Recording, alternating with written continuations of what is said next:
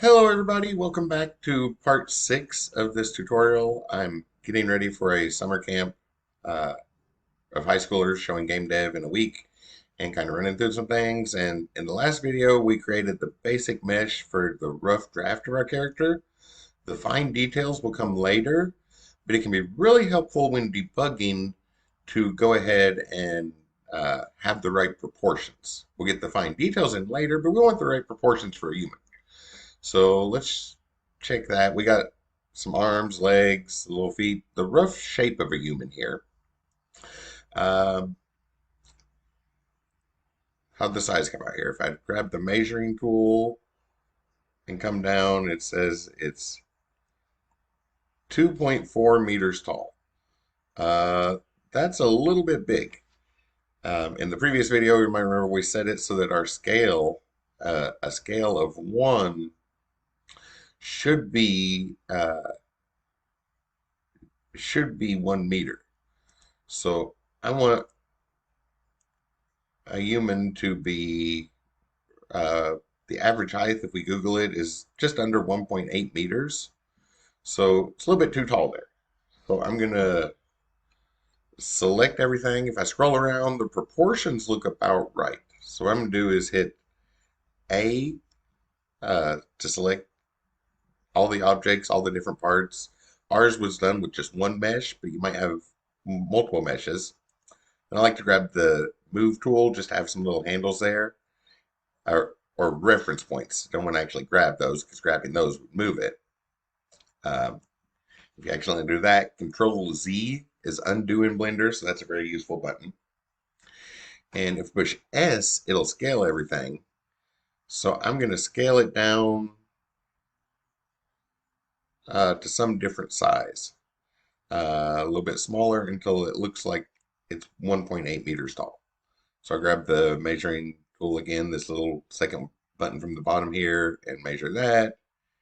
And 1.5, so a little bit on the short side. If I hit S and scale it up just a little, measure it again. You want to take time to make sure it's about right. 1.78-ish. That's at an angle, but that looks like about the right, that would be about the right measurements for a human. So now what I want to do is move this. So notice where that, if I click the move tool, it shows up in the middle of his chest. So that's where the character's origin is. I think it would be a little bit more useful. It's usually a little more useful to have the origin down by the feet. So I'm going to click that and move the mesh up. And there's going to be more stuff coming, details about Blender later, but notice this little thing still marking the origins there. Um, that looks good. It'll be maybe up just a touch more from that. So the origin's about like his feet, and that's called the 3D cursor. So now with that object selected, if I go to Object and Set Origin, you can see this option for Origin to 3D cursor. So now our character is based with 0, 0, 0, 0. His initial position is by his feet, not in the middle of his chest. And he's the right dimensions. We could go with this because for these videos, I'm going to be using the shaders to create materials in the game engine. But personally, I like to have see some colors to start with. So I'm going to assign materials so we can see it. I think in the last video I said I was going to animate it this time. It might be the next video before we animate it. Let's add some colors, so then we'll do scale and coloring in this video, and then we'll animate in the next one. So this button down here with the little circle, that's where we set up materials, just our basic materials.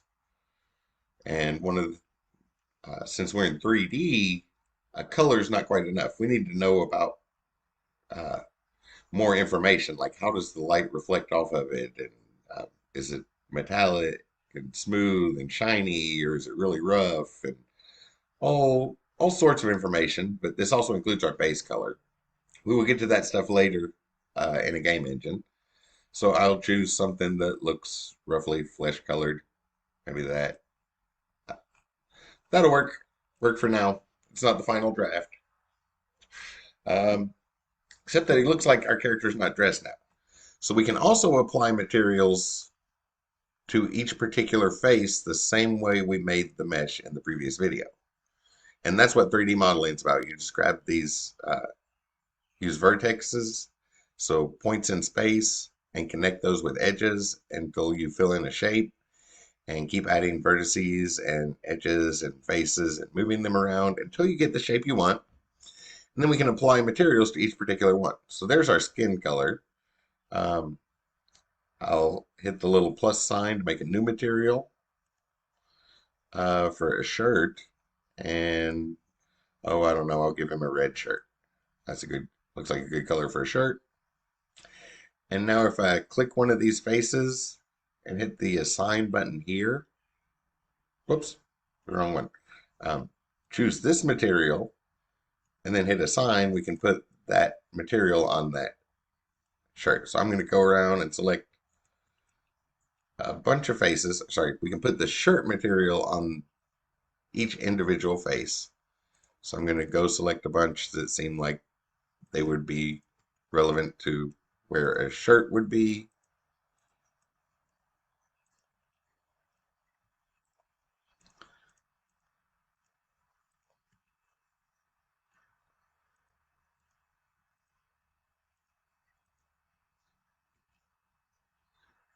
Did that one get selected? Okay. I think that's all of them. So I'll select the red material and hit assign. Oh, it looks like I missed a couple. That and that and that. And shift allows to do more than one selection. I forgot to say that a second ago, sorry. So you select the first one and then hold shift and click the next one. And holding shift allows for multiple selections. Assign the shirt material. That works. Maybe now a blue material, so I hit on the materials tab, hit the plus sign, create a new material, and make it sort of a dark blue to look like blue jeans, or give the rough impression of blue jeans. So select a bunch of faces. Whoops. And if you select the wrong one and need to unselect it, hold Control and click that, and then that will unselect it, and Shift will add to your selections, and Control will remove from your selections. So I'll grab just a bunch of these. That's probably good. Hit material and assign the blue material, and come back and just keep doing that until we get all of these faces in. So I'll grab that one, that one, that one, that one, that one, that one, that one, that one, that one, that one. All of them I can see there. Select the blue material and assign that. Looks like there's a couple down here. And the inside of this leg. Blue material, assign it. So now our character looks like he's got a shirt, t-shirt, and jeans on. And maybe a similar thing for the feet. Oh, just select all of these faces that would be like a shoe.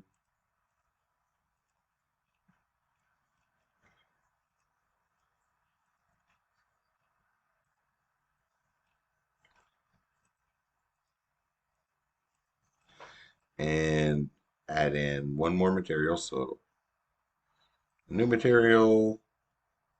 Um, maybe he's got some black shoes. Assign that. Looks like missed a couple faces there.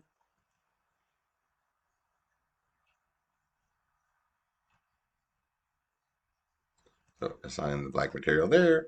And now if we go back to object mode, we have a character that's the rough uh, size and proportion of our character, which make it easier to debug.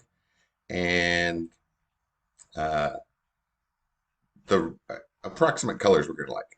I like to start off with that. It's a long way from the final version because the final draft of a character would have way too many distractions. All the fancy animations and fine details can distract us from bugs when we're debugging. But I like to have something instead of just a gray block to test the logic with. Some people would like to just use a plain block to test the logic and then do the character later, but uh, I like to do a little bit of the start so I get an idea of what it's going to look like with the whole things together. So there's our character, but before we bring that in our game, we probably want at least a couple animations. Something for when he's standing still, maybe so that it looks like he's breathing a little, maybe his head bobbing back and forth, his arms waving, and then a simple walk so that his legs move forward. And that is really easy to do in 3D modeling. We'll see that in the next video. The basic idea is we give it a skeleton, and just like you are a skeleton surrounded in skin. Um, it's kind of a not a pleasant example, but severe burn victims show that humans can live without our skin. We could not live without our skeleton, at least not for more than a few seconds. So you are a skeleton surrounded by skin, and you position your skeleton, the skin comes with it. We do the same thing with the 3D model. We created the skin, so now we need to give it a skeleton, and we'll put the skeleton in various positions, and the skin will just come with it. And we will see that in the next video, so I'll see you all then. And this stuff does take practice. I've had lots and lots of practice at this, decades of practice along with formal training on one of my degrees. So I know I'm making it look very easy. Give it a few tries and start getting that practice. It doesn't have to be perfect yet, but you'll need to start getting practice. So I'll see you in the next video, and we'll animate this again.